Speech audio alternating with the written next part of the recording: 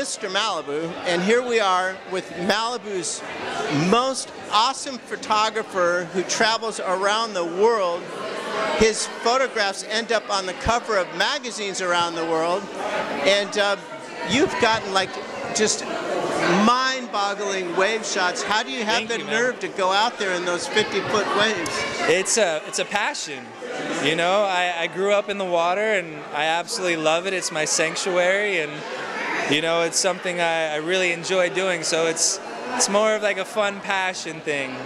But it does get a little hairy sometimes, for sure. Have you ever like gotten a killer shot and then end up getting wiped out like in the washing machine? All the time, all the time. I've got some images that put me to the hospital. People don't understand, like, yeah, it's a beautiful wave, but it's also very, very dangerous. Just to let you know, look at, this is what we're talking about here. He's actually inside the wave, he's in the tube, and he's like, gets these epic shots with the sun coming through. And I want to show you. So, what was going through your mind when you were sitting here seeing a rainbow at the other end of the tube here? So, yeah, these clouds came through and it was raining and it was kind of like dark and cloudy, and then the clouds basically opened up and it was like, oh, moment, you know. And rainbow came down. I was like, oh my God, this is incredible. And then a big set came through and I was like, oh my God, the stars are aligning right now. This was a magical moment for sure. And it's amazing because you've had a lot of magical moments. I've seen at least 15 or 20 of these unbelievable moments. You kind of like get into the whole, it's kind of like you feel like getting into the right place at the right time with that whole thing. That's it. It's being at the right place at the right time and seizing that magical moment, you know. Weren't you on the cover of Surfer magazine recently? So I got a double page spread in Surfer magazine. Wow, I got a triple page in Surfing magazine. I got a double in Stab magazine. It was a big year. It was crazy. The whole Hurricane Marie that happened, and then the following swells, it was just like one huge, like just massive swell after the next. And I got to travel to all these like locations and got to be in the moment. So do you feel like you're living the ultimate Malibu dream? Definitely, yeah.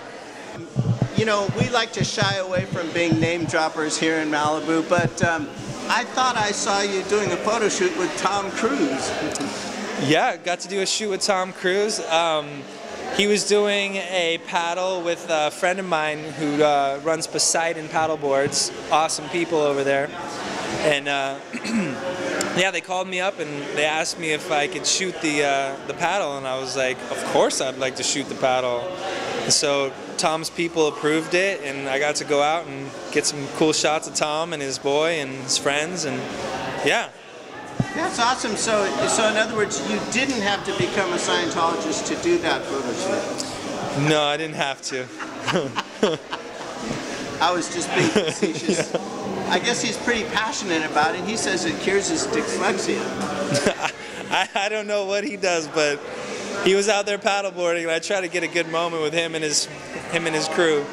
When you research how to cure dyslexia, they said that what you do is you go and you walk down a set of stairs backwards. I haven't heard of that. Well, you learn something every day. You do. News to me. So what message do you have for aspiring photographers around the world who would give anything to get these epic shots like you get in Tahiti and Hawaii and Malibu? I would say follow your passion, follow your heart, share your work with others, no matter what.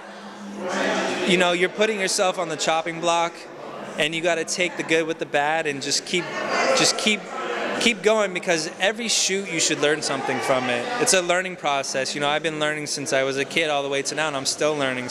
And here we are with Malibu artist Lisa Love. Lisa Love is my nickname. Your stage name? Yeah. What was the inspiration for this shell work here, or is it stone? It's originally shot in Hawaii, and my whole company is about inspiration and love. I'm a yoga teacher, and it's about living in the present and letting go and always being positive. I'm giving back to a foundation with suicide and depression. I've been doing a lot of research in social media psychology, and I discovered that the same thing that causes social media to fail is the same thing that causes obsessive compulsive behavior, and it's lack of engagement. And the more there's lack of engagement, the more people start to isolate. And the more they isolate, the more they start to experience an identity crisis, because man derives his sense of identity through interaction with others.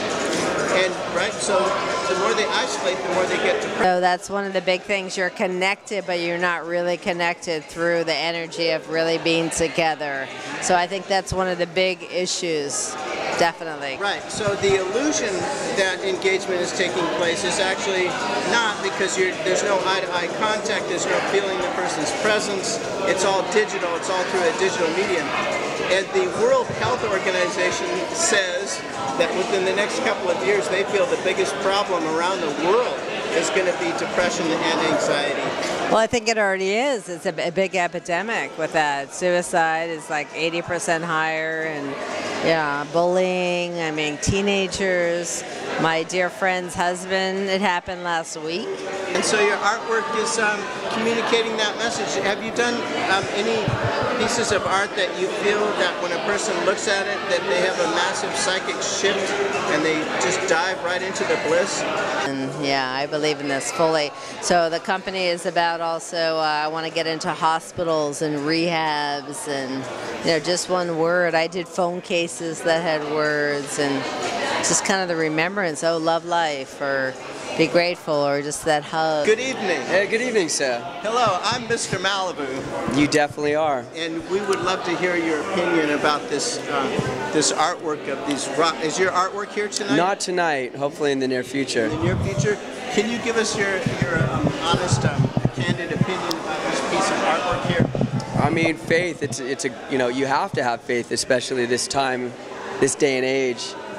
We're all such beautiful souls and meant to do great things, and you have to have faith, always, right?